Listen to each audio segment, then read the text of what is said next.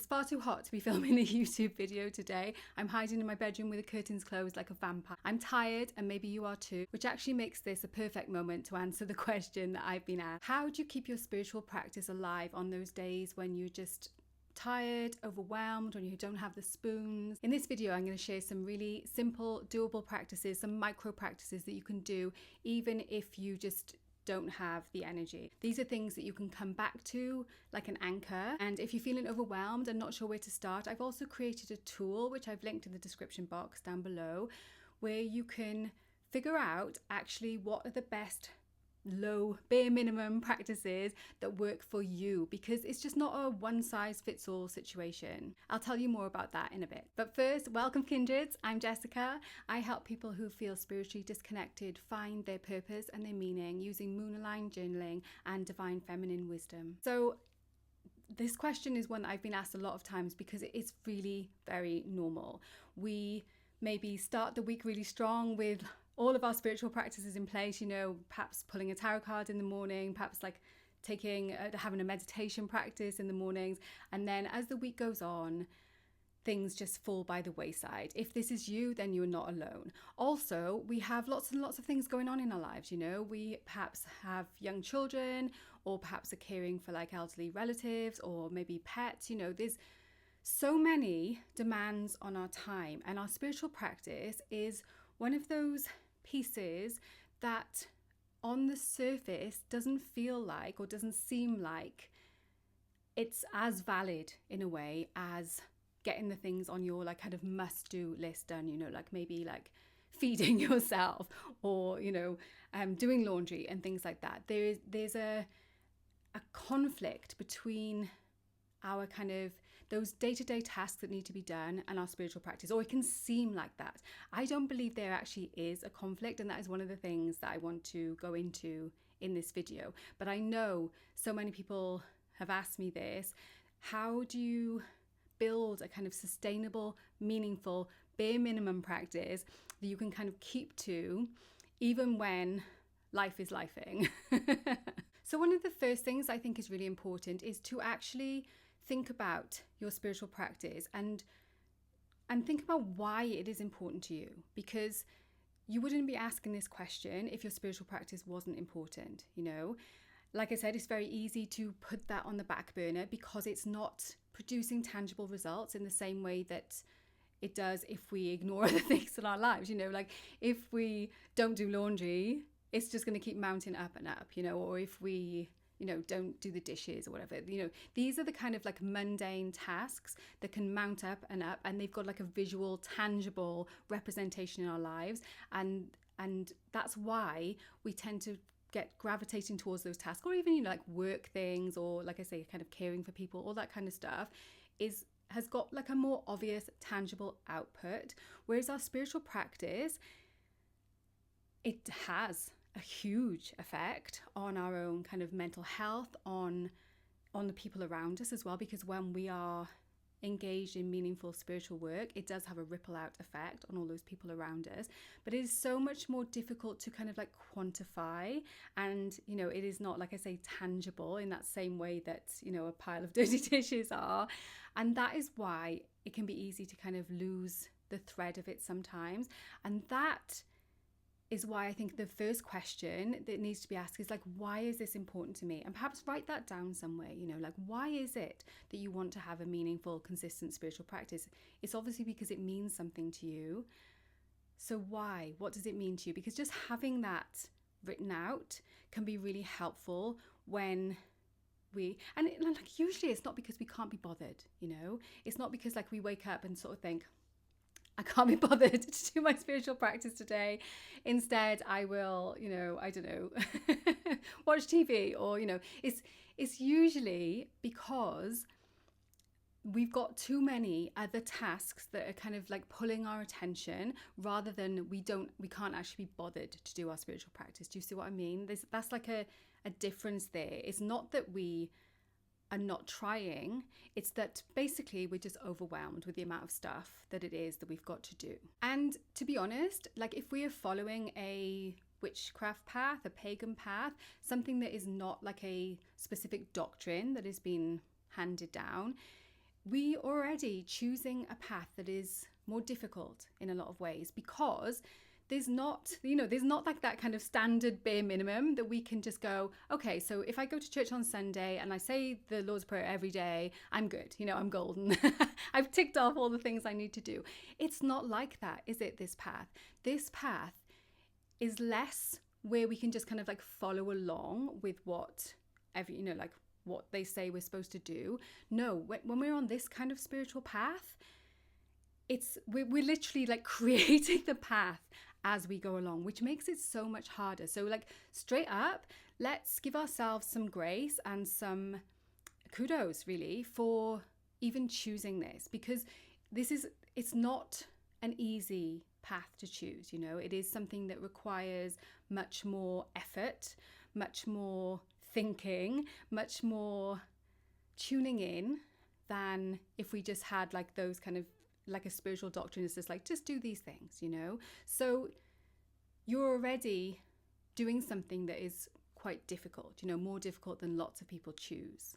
And like, perhaps just by recognizing that, you'll be able to give yourself a little bit more of a break around it if you don't do all of the things that you kind of wanted to do every single day, because it's hard. It's hard to do those things. But, the premise of this video is that I am going to give you some micro practices, some options that you can weave in even when you are feeling like just there's not the energy there today, or just overwhelmed with other things as well. So I'm not just going to say, you're doing a good job, pat, Let's actually talk about some of the things that we can do. And I like to call these micro practices because they are like, I think this is where people kind of go wrong in a lot of ways, is that they tend to think too big about a lot of these things. It's not like about creating a huge elaborate ritual for something, like maybe for like a full moon, or for like one of the Sabbats and things like that. Like, you can do those things, definitely, but that is not at all what I'm talking about when I'm talking about like a bare minimum practice. For me, a bare minimum practice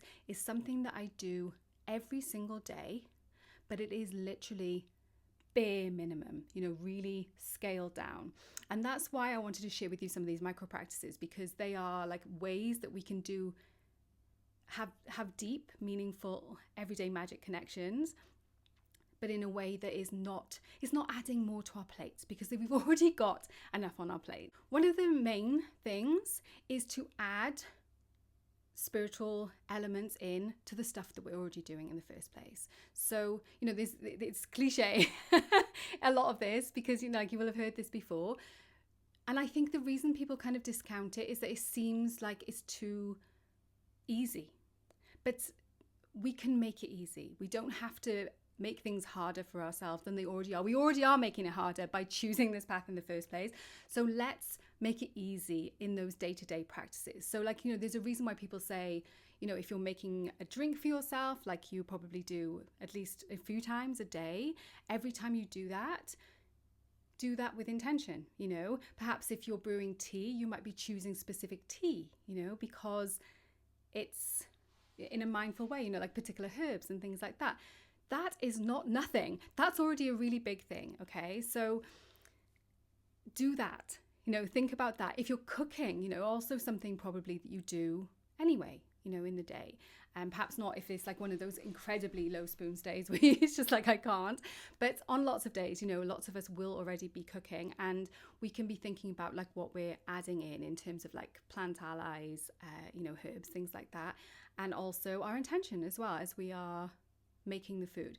And we can do this like for ourselves, and we can also do that like for our families and things like that. But do you see how it's just like, I think it seems like people think it's too easy, it's too small, it can't possibly be doing anything. But that, like, especially if your path does feel more kind of like hearth witchcrafty or kitchen witchy, then that's huge. You're doing those things already every day. Make those, those could be your bare minimum practice. Why can't I say minimum? Sorry. And then another thing that is similar to that as well is like the house cleaning, house blessing stuff. So like if you're already going to be vacuuming your living room, for example, then do that with intention as well. We're not adding anything extra, but we are adding something extra because we're doing it mindfully. We're not kind of doing it being like, oh God, I just need to get this finished now kind of thing. we're doing it like I'm blessing my home, I'm cleansing the energy of my home while I'm doing this task that I've got to do anyway. Another practice, another micro practice that I like to do is by marking mindfully any like shifts in spaces. So that probably seems a bit like, what on earth are you talking about, Jessica? Okay, so for example, when I sit down to journal, I quite often will light a candle, and that signifies just that, takes less than 10 seconds to light a candle, but it helps me to transition into, okay, this is sacred space now. You could light a candle, like it doesn't have to be while you're sitting down to journal or like pull cards or anything like that. It could be if you were just like, I'm going to watch TV in the evening now, this is my relaxation time.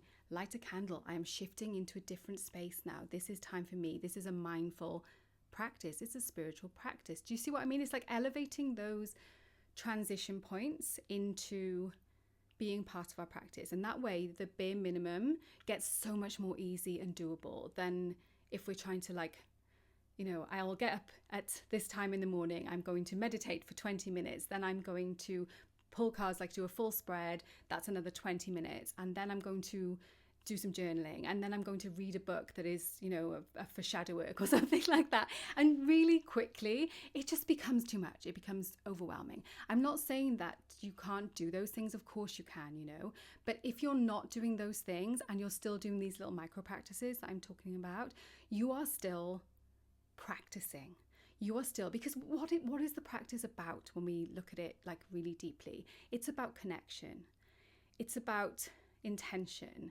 It's about being present in the moment rather than kind of like rushing through our days. And then, like if we rush through our days, we rush through our lives, and that is not what it's all about. Like my definition of living mindfully, living a spiritually connected life is to be present in that, to notice. And I definitely don't do this all of the time, but these are some of the things that I found that really work, really help to anchor me in my day. You can do this like space shift change as well. If you're going into a work environment, this can be really helpful too as well. So like it may not be appropriate there to light a candle, but you could you can do things like make like an aromatherapy spray. People don't find that weird, if you do a little spray around your space.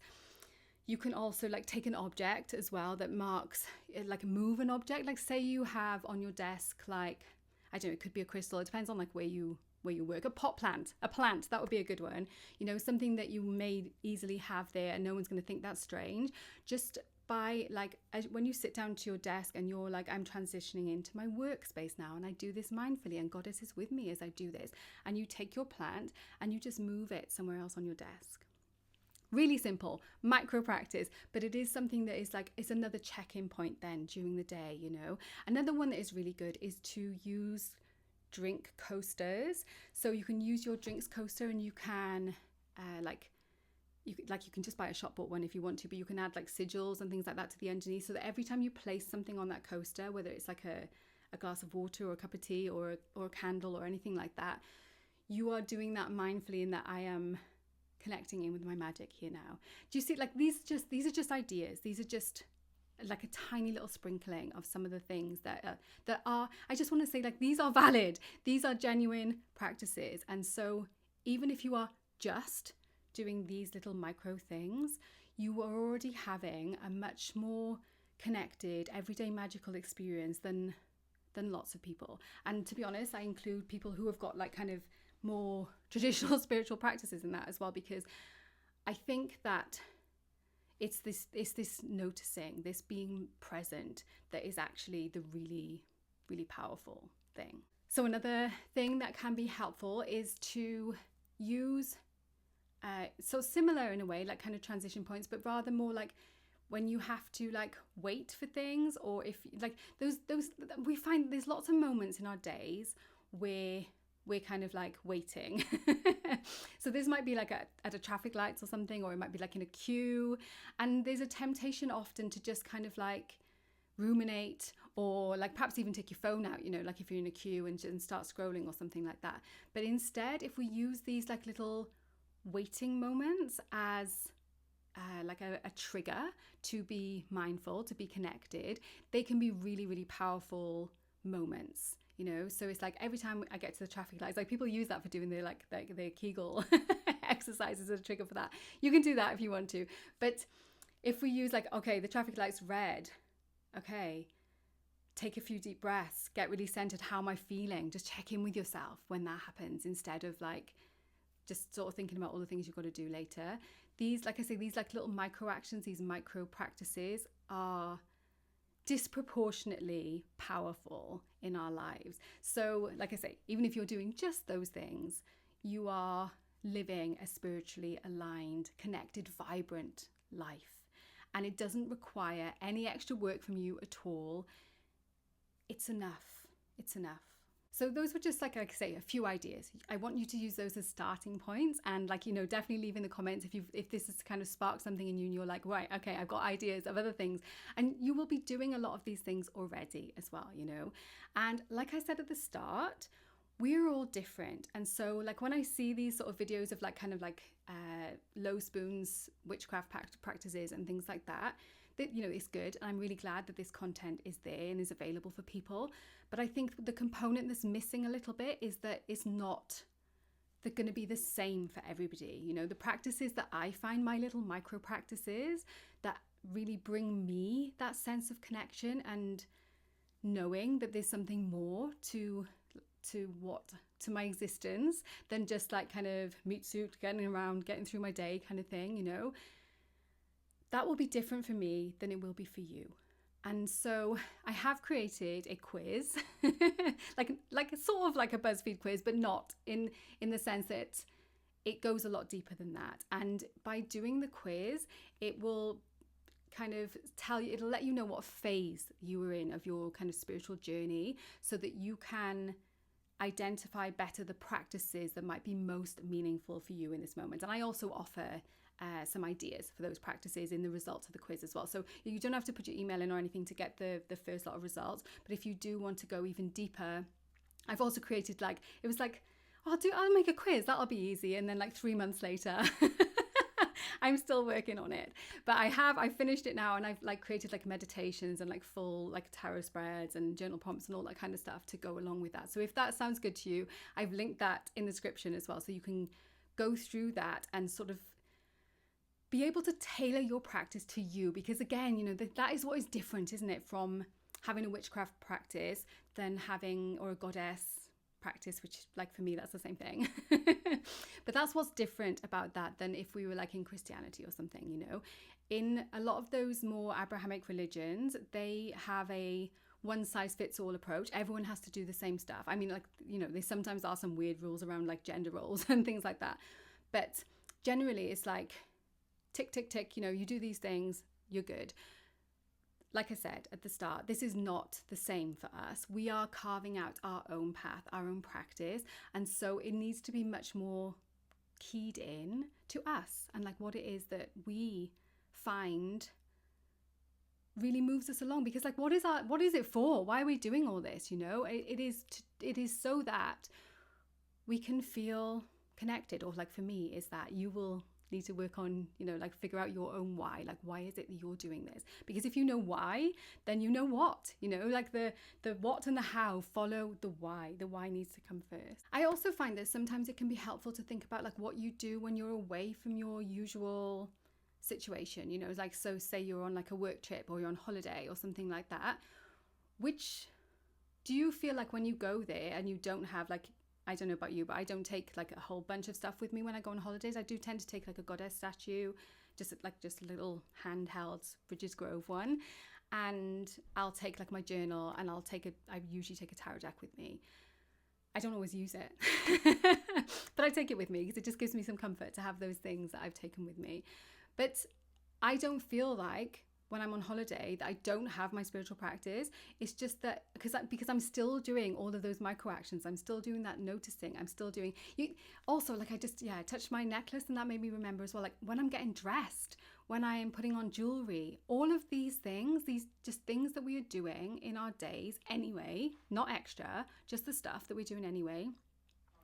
That's the foundational stuff. That's the fundamental stuff. So yeah, like if you go on holidays, what that can, I suppose for me, I'm just trying to think about that as like an analogy. If we stripped it right back to the bare bones, to the bare minimum, what is it that feeds you, that makes you feel, yes, this is what I am, this is meaningful to me, this is something that, this is a growth path for me. And like, you know, I'm not saying that I'm gonna like throw out all my altars and like all my books and decks and because I like the stuff, and that's fine. You know, these things are not in conflict with each other. It's just we're adding more and more and more layers. And I think a lot of the time people think they need to add a lot more layers than what you actually do to really feel sustained. Okay, so I'm like, I can see myself in the like viewfinder thing, and I am properly sweating now, so let's just call it a day there. I hope that this video has been useful for you. If you have any thoughts, any comments, you know, please leave them, because it's really helpful for other people to see what, you know, what everyone else is doing as well, because like I said, this is a more personal path, and so we can glean ideas from that as well. And like, I've also got like a community on Discord and all that sort of stuff, so I'll link all that in the description box down below.